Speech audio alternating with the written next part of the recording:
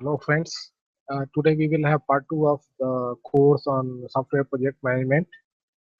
In part 2 we will learn about project initiation. Generally project initiation is the first phase of any project. After that, after initiation, we will have the project planning and project monitoring and control and project closure.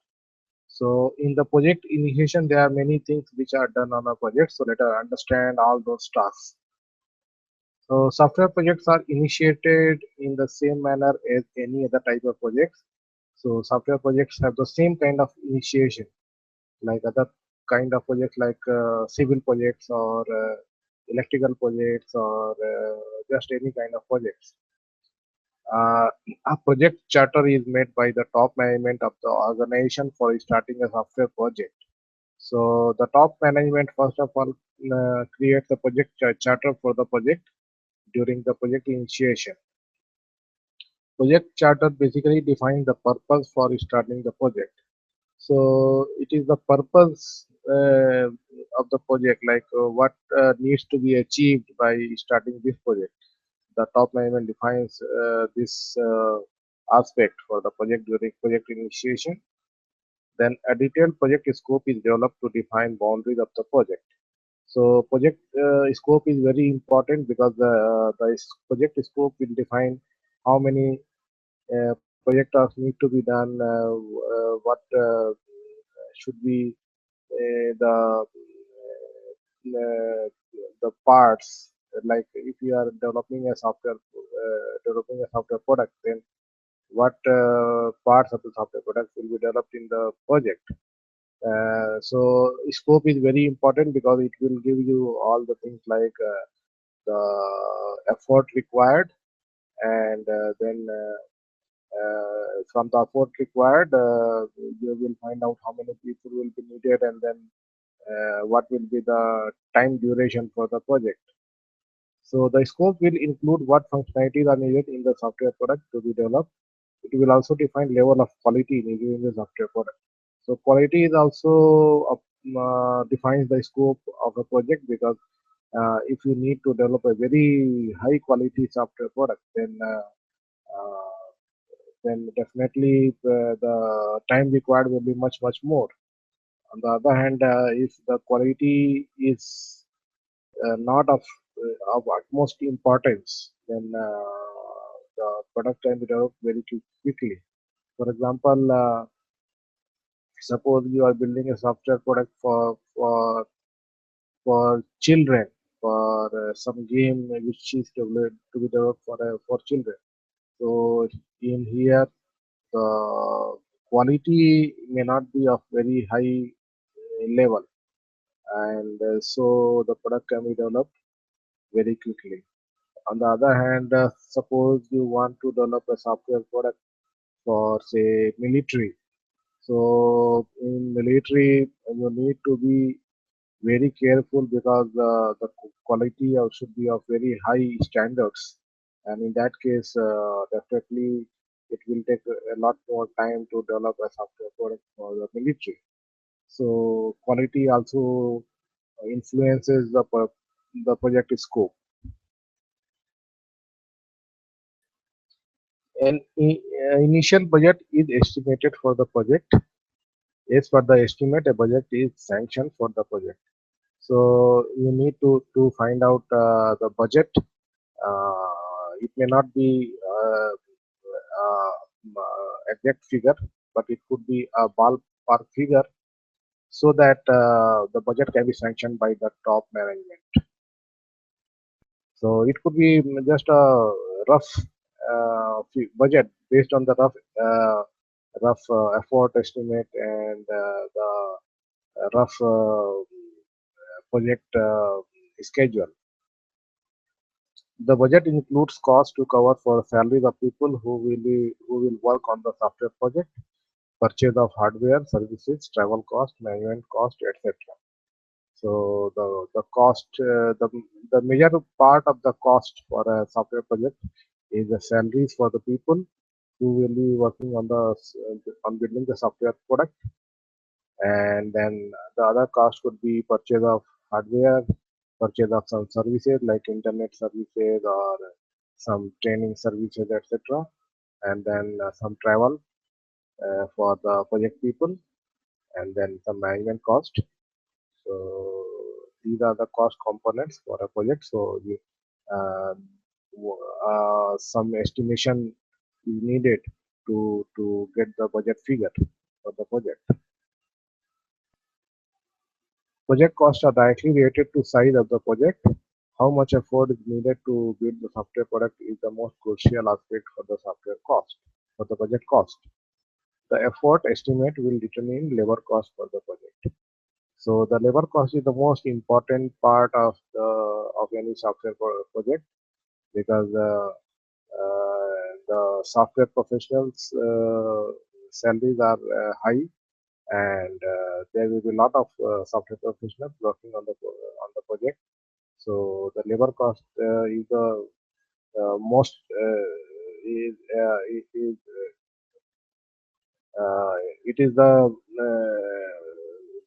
largest part of the project cost, like to the tune of say 80% or even more. An initial project schedule is prepared for the project. So one project schedule, initial project schedule can be prepared in the project initiation stage. It will be rough tentative at this stage. The entire project work is broken down into smaller tasks. So once you have the project, and you chalk out what task will be involved, so you need to break down the project work into smaller tasks. Which task will start and end at what times determines the project schedule.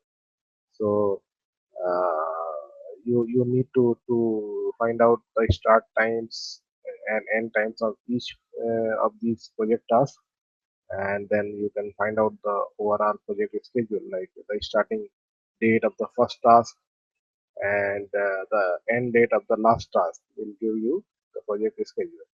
And uh, we will learn later, like how you break a project into smaller tasks, and how those tasks are related to each other. Like some tasks may be dependent on some other task. Like one task cannot be started before the other task gets completed. So those things we will learn later on. Accurate estimation of duration of each task. Dependencies of tasks on each other are the factors which help in making the project schedule accurately. After refinement, the initial project schedule later becomes the baseline schedule. So we will have a tentative project schedule at the initial stage, and when we do project planning later. So at that stage, we will define this tentative schedule to form it, to form all the dates, the start date, end date for each task, and uh, this after this refinement, we will have a fixed project schedule which will be agreed on by the project top management, the project team, and any other stakeholders. For better project effort and cost estimate, a technique known as project division can be used. A project division is a technique to find out better project effort and cost estimate, and it is popular in Australia and New Zealand. Here, after preparing project charter and scope, an expert is hired who will make effort and cost estimate. So, in this scheme of things, an expert is hired after preparing project charter and scope, and this expert will find out the effort required and cost involved. And when this expert makes these estimates, effort and cost estimate, then bids can be invited from software development companies for project planning and execution based on the effort and cost figures given by the expert. So This kind of scheme is used in Australia and New Zealand, and even in other countries also. When you have a fixed cost and fixed budget kind of projects, in that case, you can hire an expert who is an expert on finding out the scope of the project and finding out the effort required and cost involved in that project.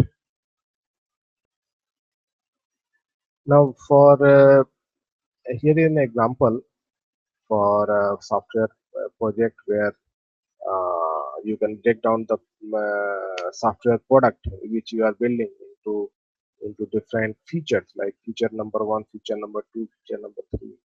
So suppose you have six software product features which need to be developed, and so what will be the effort estimate or what will be the cost estimate?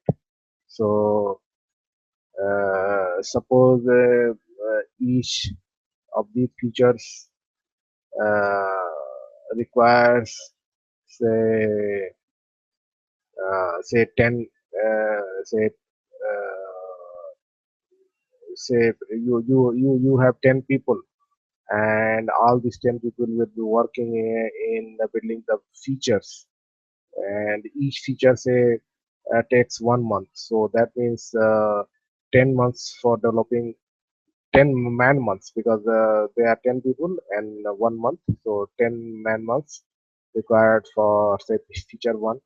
Then say suppose feature two, it is say 3 weeks or say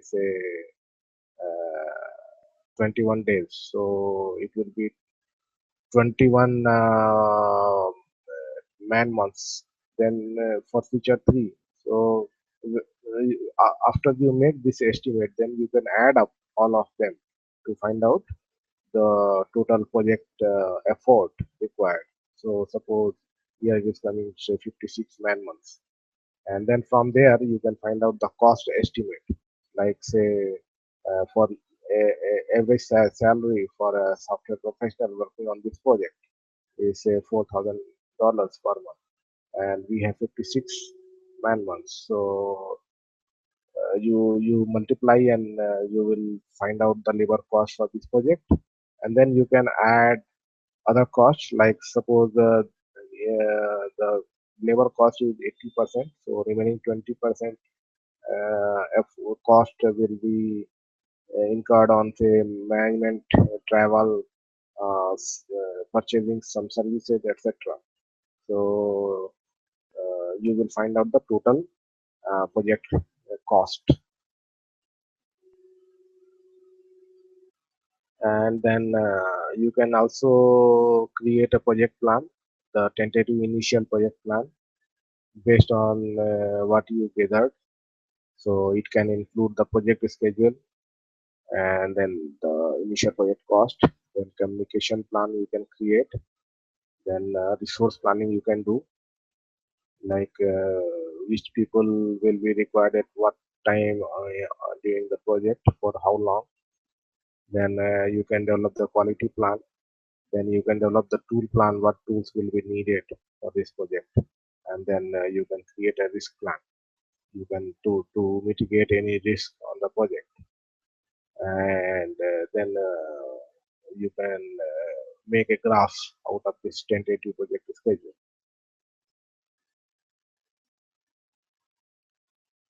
So here is this example of project division which we discussed earlier. So uh, this in this scheme of thing, what happens is there is a customer, and the customer will do the find out the preliminary requirements, what are the software requirements, and then it can invite bids for the service provider who can build the software product for the customer, and then the customer will select service provider, and then the customer is also will be selecting the expert who will actually give the cost and effort required for the project, and the customer will bill the project cost, and the customer can also initiate change request during the project if customer finds that software product feature uh, needs a different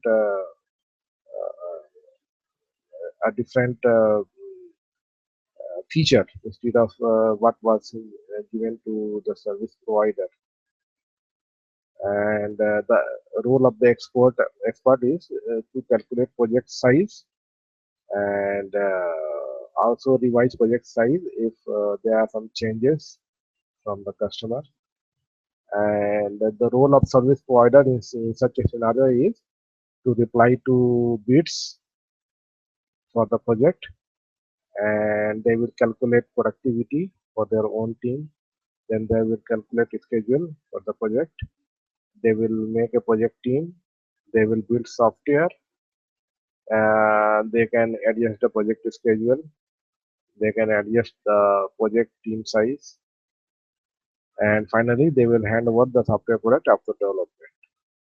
So these are the typical roles when the project division scheme of things is involved. So this was all about the project initiation. In the next